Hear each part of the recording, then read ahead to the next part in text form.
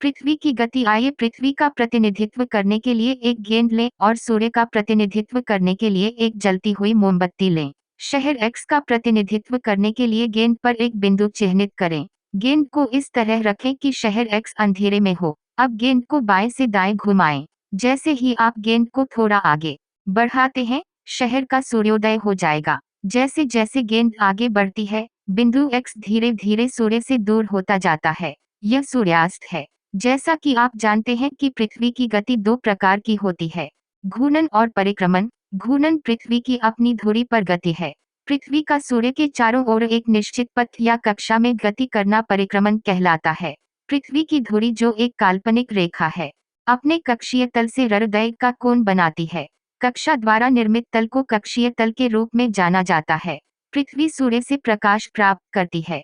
पृथ्वी की गोलाकार आकृति के कारण एक समय में इसका केवल आधा भाग ही सूर्य से प्रकाश प्राप्त करता है। चित्र 3.2। सूर्य का सामना करने वाला भाग दिन का अनुभव करता है, जबकि सूर्य से आधा दूर रात का अनुभव करता है। वह वृत्त जो दिन को रात से ग्लोब पर विभाजित करता है, प्रदीप्ति का वृत्त कहलाता है। जैसा कि आप चित्र 3.2 में देखते हैं, यह वृत्त अक्ष के साथ संपाती नहीं है। पृथ्वी अपनी धुरी पर एक चक्कर पूरा करने में लगभग 24 घंटे का समय लेती है। घूर्णन की अवधि को पृथ्वी दिवस के रूप में जाना जाता है। यह पृथ्वी की दैनिक गति है। क्या होगा अगर पृथ्वी घूमे नहीं? पृथ्वी का वह भाग जो सूर्य के सामने होता है, हमेशा दिन का अनुभव करता है। इस प्रकार इस क्षेत्र में निरंतर गर्मी आती है। बाकी आधा हिस्सा अंधेरे में रहेगा और हर समय कड़ाके की ठंड पड़ेगी। ऐसी विषम परिस्थितियों में जीवन संभव नहीं होता। अपनी कक्षा में सूर्य के चारों ओर पृथ्वी की दूसरी गति को परिक्रमण कहते हैं। सूर्य का एक चक्कर लगाने में 300 दिन, एक वर्ष, लगते हैं। हम एक वर्ष को केवल 365 दिनों का मानते हैं और सुविधा के लिए 6 घंटे की उपेक्षा करते हैं।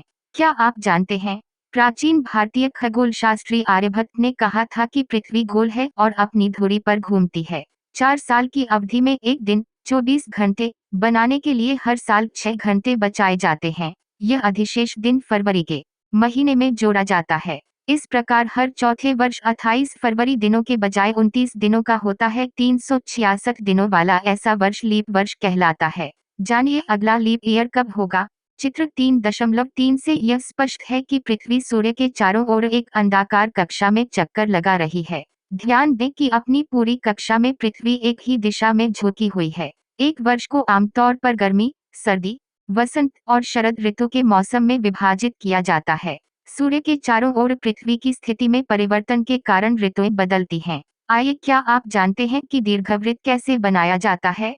एक पेंसिल, 2 पिन और धागे का एक लूप लें। अब इन पिनों को एक कागज पर लगाइए जैसा कि चित्र में दिखाया गया है। इन दोनों पिनों को लूप के अंदर बंद करके कागज पर लूप लगाएं। अब पेंसिल को पकड़ें और धागे को टाइट रखते हुए रेखा खींचें और पेंसिल को उसके साथ ले जाएं। आकृति एक दीर्घवृत्त का प्रतिनिधित्व करती है।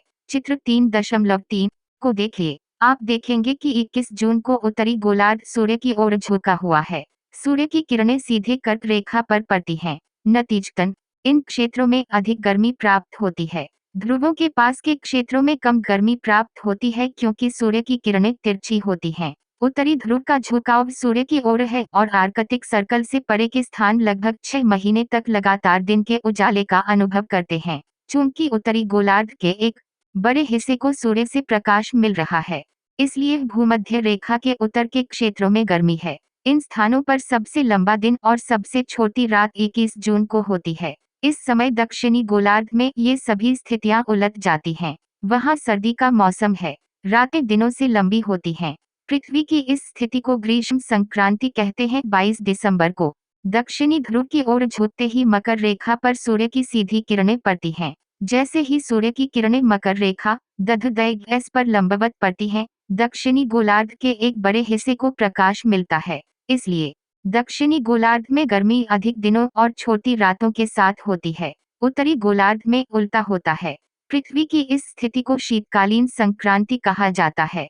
क्या आप जानते हैं कि ऑस्ट्रेलिया में गर्मी के मौसम में क्रिसमस मनाया जाता है? 21 मार्च और 23 सितंबर को सूर्य की सीधी किरणें भूमध्य रेखा पर पड़ती हैं। इस स्थिति में कोई भी ध्रुव सूर्य की ओर झुका नहीं है, तो पूरी पृथ्वी समान दिनों और समान रातों का अनुभव करती है। इसे विषुवत कहते हैं। 23 सितंबर को उत्तरी गोलार्ध में शरद ऋतु और दक्षिणी गोलार्ध में बसंत का मौसम होता है। 21 मार्च को विपरीत स्थिति है, जब उत्तरी गोलार्ध में बसंत और दक्षिणी गोलार्ध में शरद ऋतु होती है। इस प्रकार आप पाते हैं कि पृथ्वी के घूर्णन और परिक्रमण के कारण क्रमशः दिन और रात होते हैं और ऋतुओं में परिवर्तन होते हैं। आइए करते हैं एक ही दिशा में पृथ्वी के झुकाव को समझने के लिए जमीन पर एक बड़ा दीर्घवृत्त बनाएं और एक छड़ी के साथ एक झंडा लें। दीर्घवृत्त की रेखा पर कहीं भी खड़े हों। अपने झंडे को किसी पेड़ की चोटी की तरह दूर एक निश्चित बिंदु पर इंगित करें। अब अपने ध्वज को हमेशा उस निश्चित बिंदु की ओर इशारा करते हुए दीर्घवृत्त के साथ आगे बढ़ें। इस प्रकार पृथ्वी की धुरी स्थायी रूप से उसी स्थिति में झुकी रहती है। पृथ्वी का परिक्रमण और पृथ्वी की धुरी का एक निश्चित दिशा में झुकाव ऋतुओं का कारण बनता है। एक निम्नलिखित प्रश्नों के उत्तर संक्षेप में दें। एक, पृथ्वी की धुरी के अपने कक्षीय तल के साथ झुकाव का कोण क्या है? बी, रोटेशन और क्रांति को परिभाषित करें। ग, लीप वर्ष क्या है?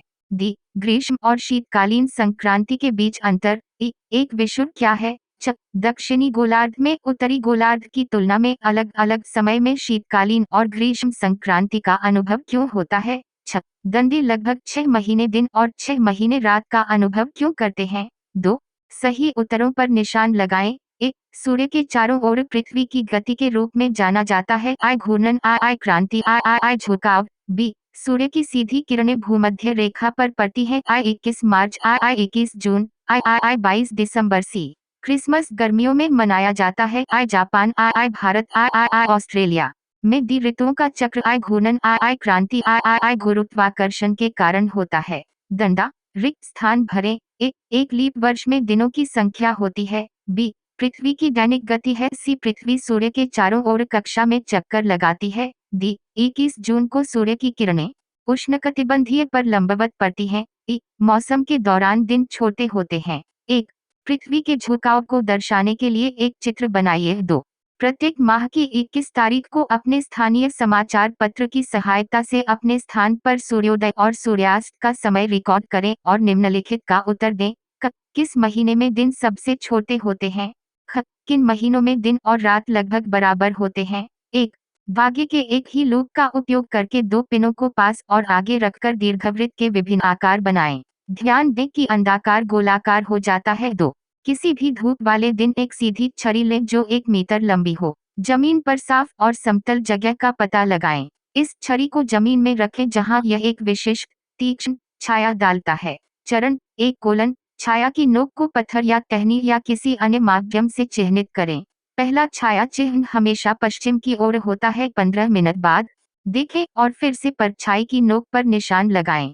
तब तक वे कुछ सेंटीमीटर दूर हो चुका होगा। अब 2 बिंदुओं को मिलाएं और आपके पास लगभग पूर्व पश्चिम रेखा है। चरण 2: पहले निशान को अपनी बाईं ओर और दूसरे चिन्ह को अपने दाईं ओर रखकर खड़े हो जाएं।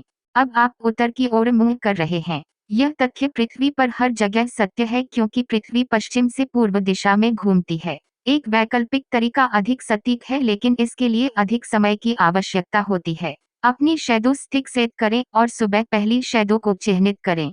छड़ी के चारों ओर इस निशान के माध्यम से एक साफ चाप खींचने के लिए स्ट्रिंग के एक टुकड़े का उपयोग करें। दोपहर के समय छाया सिकुड़ जाएगी या गायब हो जाएगी। दोपहर में यह फिर से लंबा हो जाएगा और जिस बिंदु पर यह चाप को छूता है वह दूसरा निशान बनाता है। सटीक पूर्व पश्चिम रेखा प्राप्त करने के लिए 2 चिन्हों के माध्यम से एक रेखा खींचें।